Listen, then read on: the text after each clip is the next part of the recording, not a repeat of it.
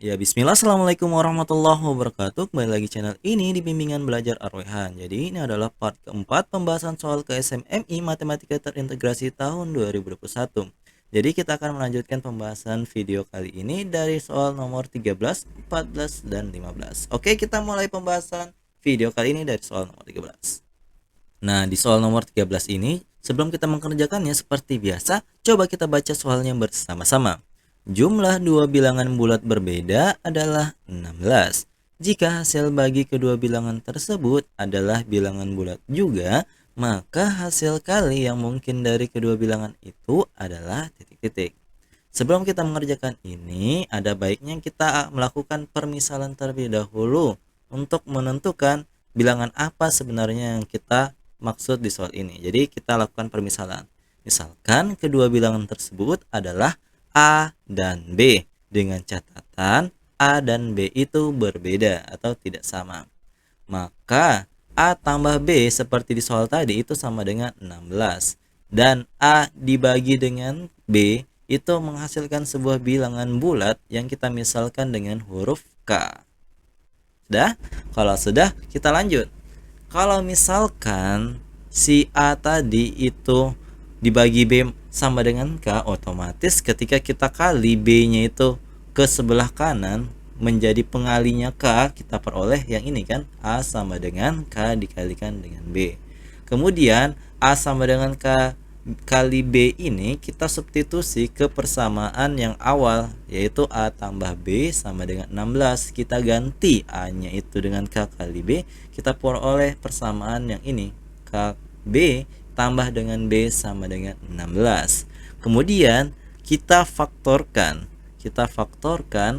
K tambah 1 dikalikan dengan B. Kenapa? Karena di sini sama-sama memuat unsur B, maka B-nya di luar.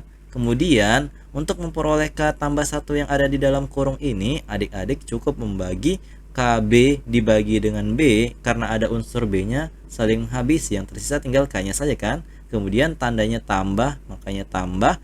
Kemudian B dibagi B itu adalah 1, makanya kita peroleh di dalam kurungnya itu adalah K tambah 1. Kemudian dikalikan dengan B sama dengan 16. Itu asal usulnya. Kemudian kita lanjut. Nah, setelah kita memperoleh K tambah 1 dikalikan dengan B sama dengan 16, ini berarti ada sebuah bilangan bulat K yang ketika ditambahkan dengan 1 dikalikan dengan B yang merupakan bilangan bulat juga akan menghasilkan 16. Itu ada beberapa kemungkinan-kemungkinan yang terjadi. Jadi kemungkinan yang pertama, kalau misalkan K tambah 1-nya itu adalah 1, sedangkan B-nya sama dengan 16, kenapa kita memilih angka-angka ini? Karena yang mungkin dari K tambah 1 dan B itu hanyalah faktor-faktor bilangan bulat dari angka 16. Jadi faktor yang pertama itu adalah 1 kali 16. Jadi K tambah 1-nya itu 1, B-nya itu 16. Kemudian kalau misalkan K tambah 1-nya sama dengan 1, otomatis K-nya kita peroleh sama dengan 0. Kenapa? Karena ketika positif 1-nya pindah ke kanan, kita mengubahnya menjadi kurang 1. Berarti K sama dengan 1 kurang 1, atau K-nya sama dengan 0. Kemudian K sama dengan 0 ini kita substitusi kembali ke persamaan awal, yang A sama dengan K kali B tadi. Maka kita peroleh 0 kali dengan 16, sehingga A-nya kita peroleh hasilnya 0, sehingga A kali B sama dengan 0 kali 16 sama dengan 0. Ini adalah kemungkinan perkalian yang pertama dari nilai A dan B yang ada di soal ini. Nah, karena 0 ini masih belum ada di soal itu, berarti kita lanjut ke kemungkinan yang berikutnya. Jadi di sini kita anggap bahwa faktor dari 16 yang kita pilih ini adalah 2 dengan 8. Karena 2 kali 8 itu 16 ya.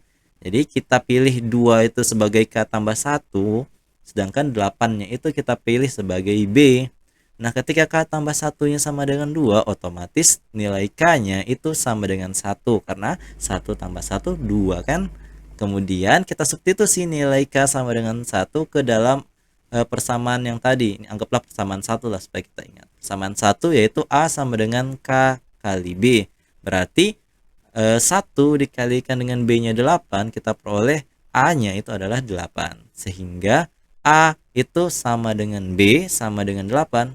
Ini tidak memenuhi karena tadi syaratnya dibilang jumlah dua bilangan bulat yang berbeda. Berarti kemungkinan yang kedua ini itu tidak mungkin. Jadi tidak perlu kita cari tahu nilai A kali B-nya karena ini memang sudah tidak mungkin merupakan solusi dari nomor 13 ini. Kita lanjut ke kemungkinan berikutnya.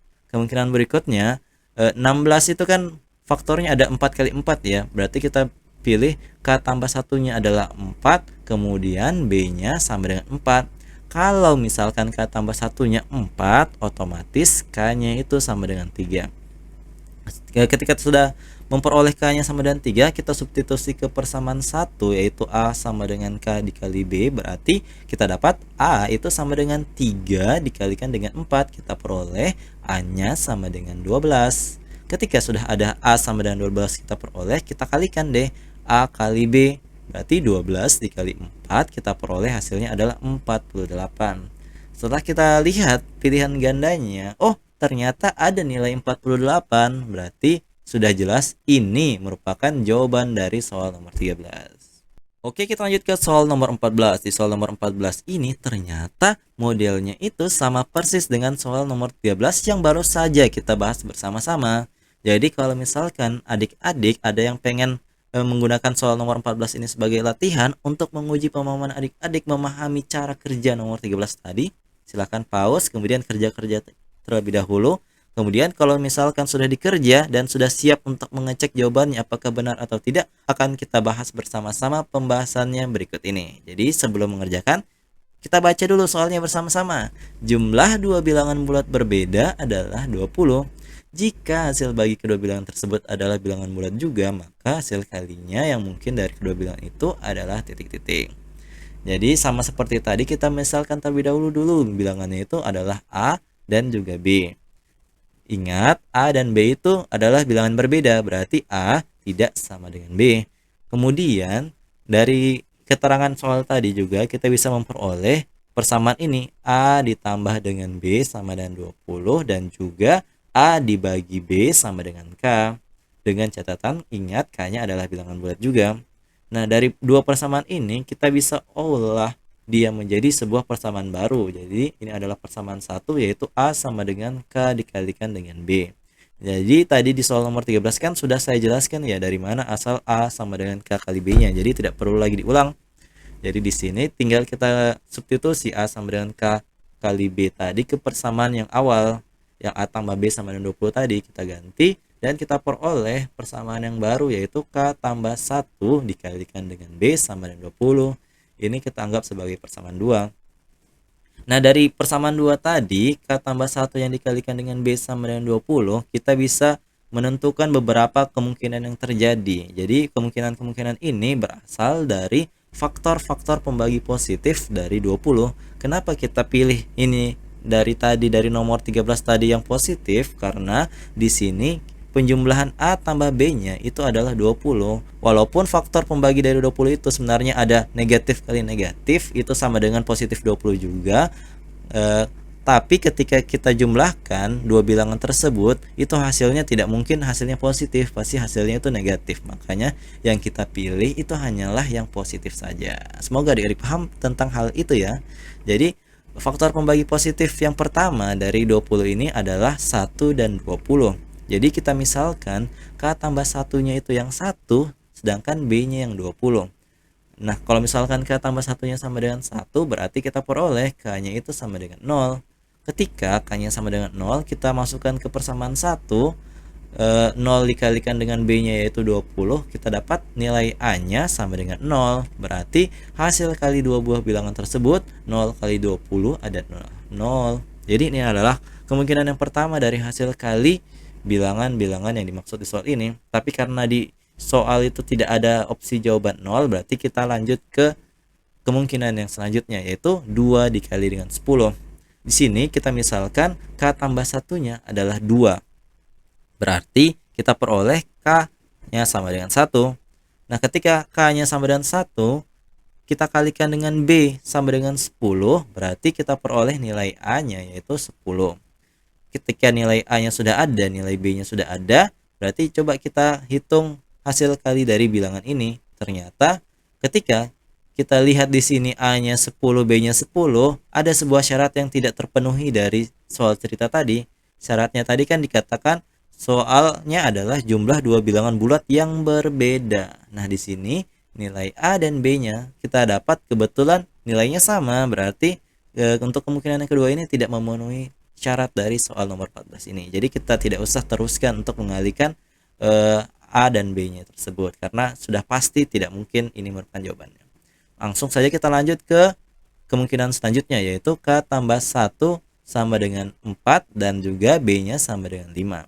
Nah, di kemungkinan ini kalau misalkan K tambah 1-nya 4, berarti kita peroleh K-nya itu sama dengan 3. Nah, ketika K-nya sama dengan 3, B-nya sama dengan 5, otomatis nilai A-nya kita peroleh 3 kali 5 yaitu 15. Ketika sudah ada nilai A dan nilai B, kita bisa hitung berapa hasil kali dari A dan B tersebut. Ternyata A-nya 15 kita kalikan dengan B-nya 5, kita peroleh hasilnya adalah 75. Dan kebetulan lagi 75 ini ada di opsi pilihan nomor 14 ini. Berarti sudah pasti jawaban yang benar untuk soal nomor 14 ini adalah opsi yang D, yaitu 75. Oke, kita lanjut ke soal nomor 15. Di soal nomor 15 ini coba kita baca terlebih dahulu soalnya bersama-sama. Diketahui bahwa Nabi Muhammad ditinggal wafat ibundanya pada usia A tahun. Kemudian menikah dengan Khadijah Al-Kubro pada usia BC tahun. Dan menerima wahyu pertama kali pada usia DE tahun. Selanjutnya dibuat bilangan-bilangan yang terdiri atas 5 digit berbeda dari angka A, B, C, D, dan E yang ada tadi di soalnya. Nah, bila bilangan-bilangan itu diurutkan mulai yang terbesar, maka selisih dari bilangan urutan pertama dan kedua adalah titik-titik. Catatan, B, C, dan DE adalah bilangan 2 digit. Jadi bukan merupakan perkalian dari dua bilangan, tetapi B, C ini adalah sebuah bilangan yang terdiri dari 2 digit.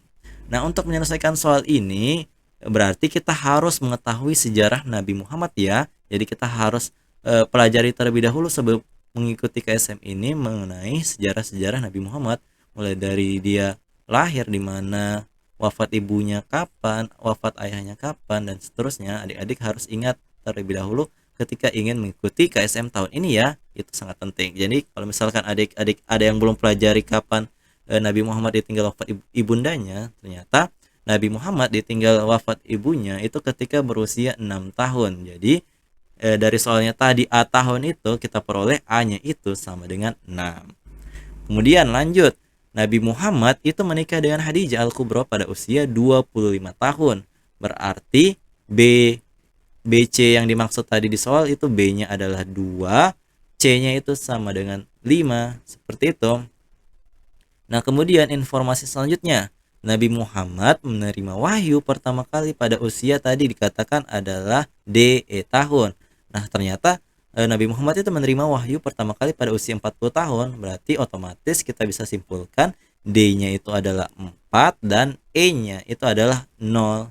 Sehingga dari angka-angka ini, dari angka-angka 5 digit 6, 2, 5, 4, 0 ini, kalau misalkan kita susun dari bilangan yang paling besar dan bilangan kedua paling besar, kita peroleh bilangan terbesarnya itu adalah 6, 5, 4, 20. Jadi 65.420. Bagaimana cara untuk mendapatkan angka-angka ini? Ya, jadi sangat mudah ya. Jadi dari 62540 tadi kita tinggal urutkan dari angka-angka yang paling besar. Karena angka yang paling besar 6, berarti 6 dulu, baru 5, 4, 2, 0. Sehingga kita peroleh tadi bilangan terbesar pertamanya adalah 65.420.